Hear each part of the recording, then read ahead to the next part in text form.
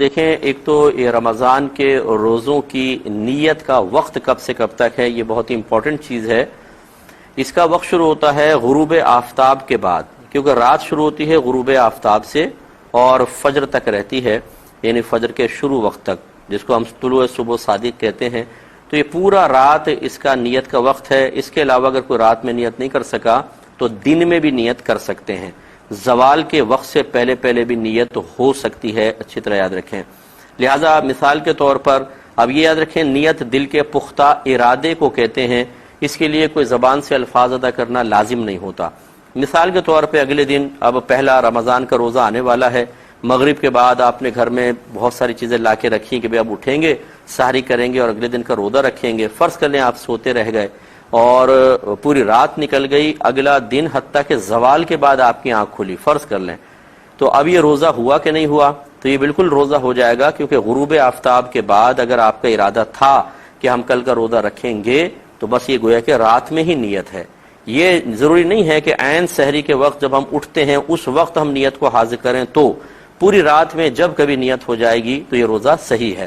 اسی طریقے سے دن میں بھی ہو سکتی ہے، اس کے بارے میں عرض کرتا ہوں ایک مختصر سے بریک کے بعد۔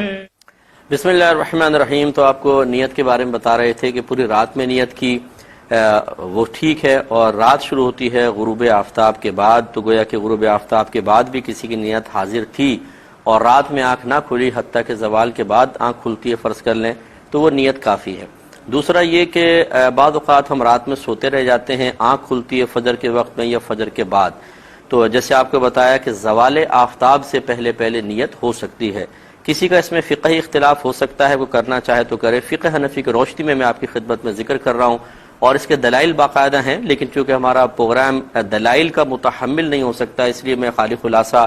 آپ کو مجتہد اور متقی پرہیزگار علماء کے جو اجتہاد کے نتائج ہیں وہ آپ کی خدمت میں ذکر کر رہا ہوں، تو لہٰذا اس میں کوئی وسوسے کی حاجت نہیں ہے۔ زوال آفتاب سے پہلے پہلے نیت کر سکتے ہیں،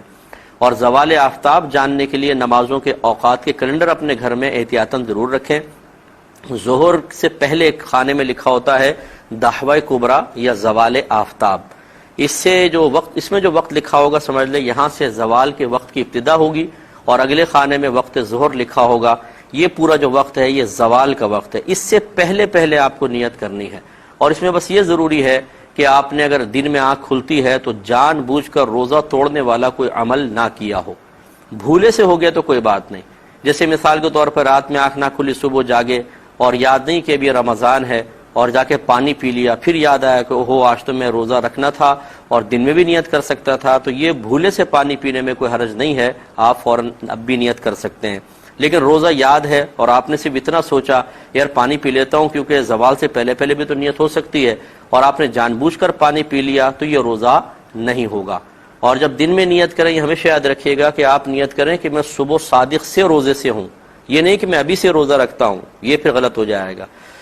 اس کے علاوہ بعض اوقات ہم جیسے سحری کرتے ہیں، اور سحری کرتے ہوئے یا بغیر سحری کے بھی موقع نہیں ملا، لیکن جو ایک مخصوص دعا ہے وہ زبان سے ادا کرنا بھول جاتے ہیں، تو بعض لوگ کہتے ہیں ایک دم فجر کی اذان شروع ہوئی تو کہتے ہیں ہو میں نے تو نیت ہی نہیں کی۔